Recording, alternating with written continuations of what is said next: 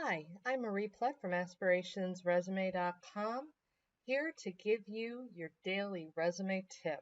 Today I would like to discuss a problem that all resume writers face quite a bit.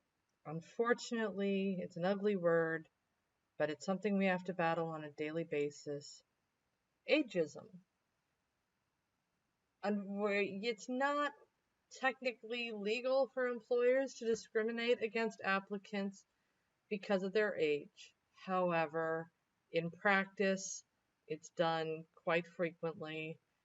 Younger hiring managers tend to favor younger employees to hire that are a little bit, that they feel are more adaptable to change.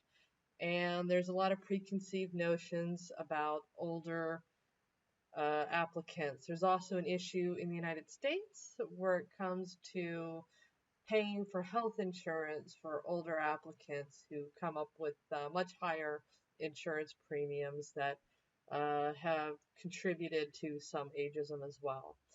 So the thing is, you don't want your resume to look like an old person's resume. There are a lot of things that you could be doing that reveal your age uh, in a resume. Even worse is revealing, uh, a dated mentality, trying to do things the same way they were done in the 1990s or the early aughts, and presenting an image that you haven't kept up with modern technologies or modern practices. So I'm going to go through this old timer resume that I pulled out of my archives and fictionalized from, gosh, it feels like 100 years ago. I believe this resume was originally written in 2004. It's one of my very earlier works that I have since changed. But starting from top to bottom, Robert M. Smith, okay, there's no reason to have a middle initial anymore. Almost nobody uses a middle initial. This is overly formal. It's almost never necessary unless people refer to you as Robert M. Smith on a daily basis. I wouldn't do it. Ideally, your name should reflect what you want people to call you any given day. So if you go by Rob, or even Bob. It should be, Bob or Rob Smith.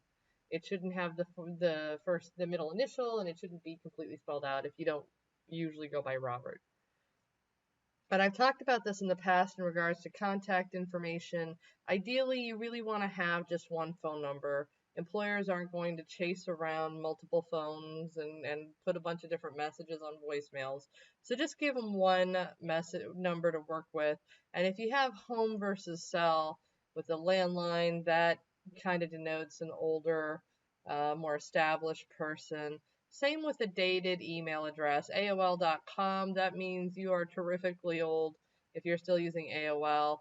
I would even say, I wouldn't even use like Yahoo.com. If you were as old as Yahoo or Hotmail, I would get those updated. I think Hotmail just changed itself to, um, you know, what was it? I forget what it is, like me.com or MSN, whatever.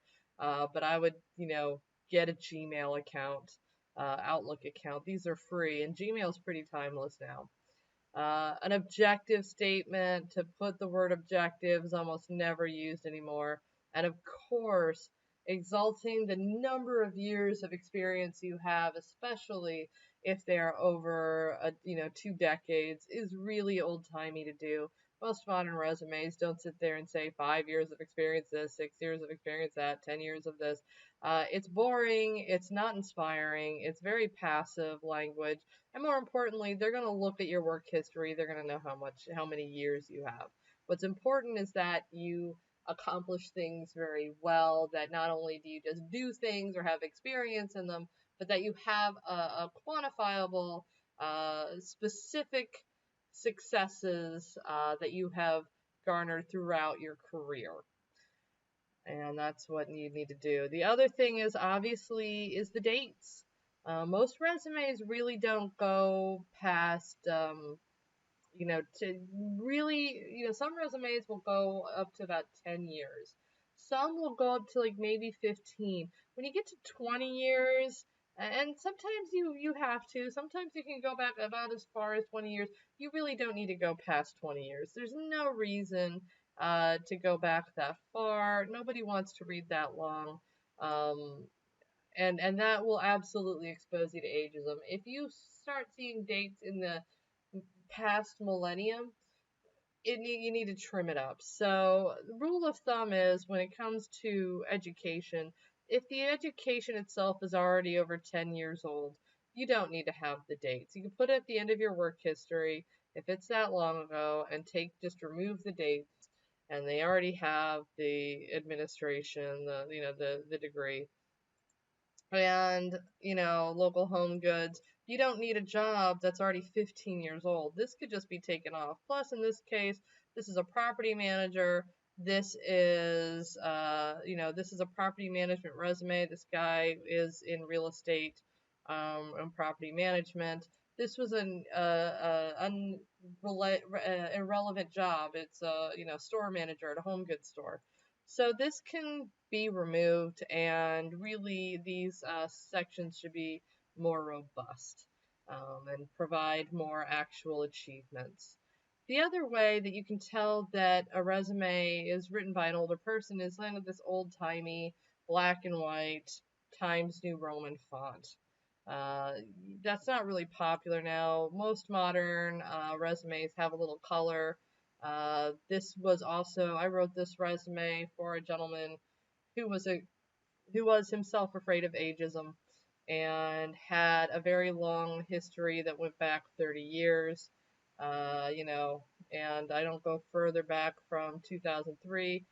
Earlier positions, I put, just sort of, I'll often do like a past success section or just some little area if people are interested in earlier work history, just the little company names and the titles, and that's it. You don't need to have the dates.